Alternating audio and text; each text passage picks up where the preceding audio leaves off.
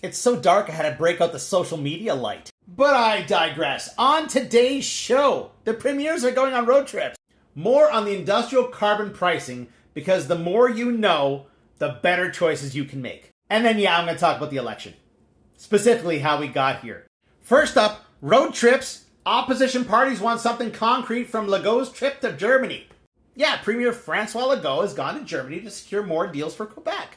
And why did Mark Carney go to Europe? Because we need more trading partners, and our second largest trading partner right now is Europe.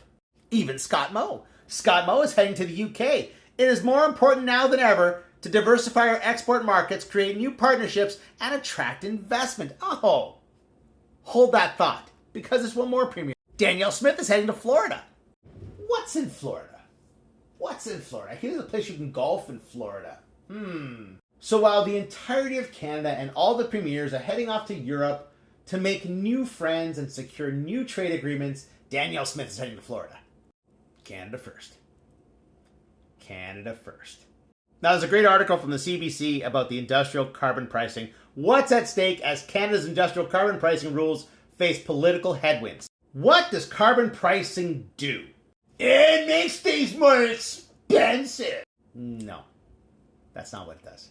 Cabot Canada has been making carbon black for 72 years, which takes a lot of natural gas, which means it has been paying for its carbon emissions. And this week, it won a $5.6 million grant from those carbon emissions to clean up its act. The new equipment would slash their carbon footprint. In addition, companies stand to make money from carbon pricing. Because if you clean up your act, you earn carbon credits, and then you can sell those credits to the companies that are not cleaning up their act. At a nice profit. And, I would like to repeat this because it's important, Europe, and soon China, they require their trading partners to have some type of carbon plan in place. If not, you'll get tariffed. The UK has that as well. I'm sure Scott Moe is returning from the UK with a lot of information about how that system works.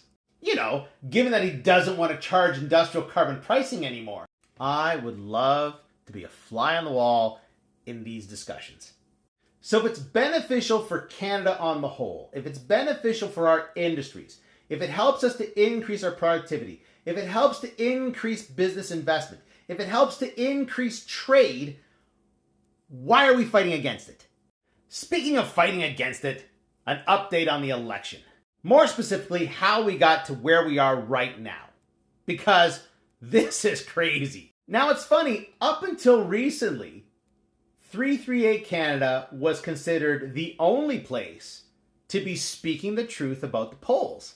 Now, there's a lot of question like, didn't the polls say that Hillary would win? Didn't the polls say that Harris would win? None of those polls said this. But let's break down how we got here so that you can see the importance of these polls to the politicians. There's a very distinct change right here. What day is that? July 23rd, 2023. That was the day the Liberals shuffled their cabinet. My longtime followers know that my biggest problem with the Liberal government was immigration and finance. Immigration and finance were not moved in this cabinet shuffle. Canada was displeased. Look at the stark difference. Before, after. Now, before this point, for the Conservatives, everything was Justin Trudeau. That was their push. That every problem in Canada was because of Justin Trudeau. I've said it many times. That was a terrible political idea. Because if you make your entire campaign about one person, what do you do when that person goes away? Apparently, you're shit out of luck. Right there, Trudeau resigns. Almost immediately, the Conservatives drop in popularity and the Liberals go up in popularity. Mark Carney elected Liberal leader over here. All of this was before Mark Carney became the Prime Minister. Because if Justin Trudeau is the problem and Justin Trudeau goes away, people start to examine their options. They didn't like this option. And apparently they don't like that option either. And we Canadians are not stupid. We're not like the folks in the States. We actually dig in. We find out what's going on with this thing. Is it a good idea to get rid of the carbon pricing? Is it not a good idea? How will these policies affect me? So as of right now, as we're in the last week of March, the Conservatives need to pivot.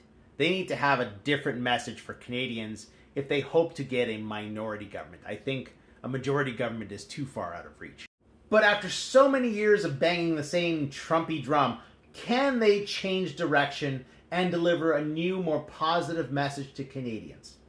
We shall see. There's 1 month to go. We shall see.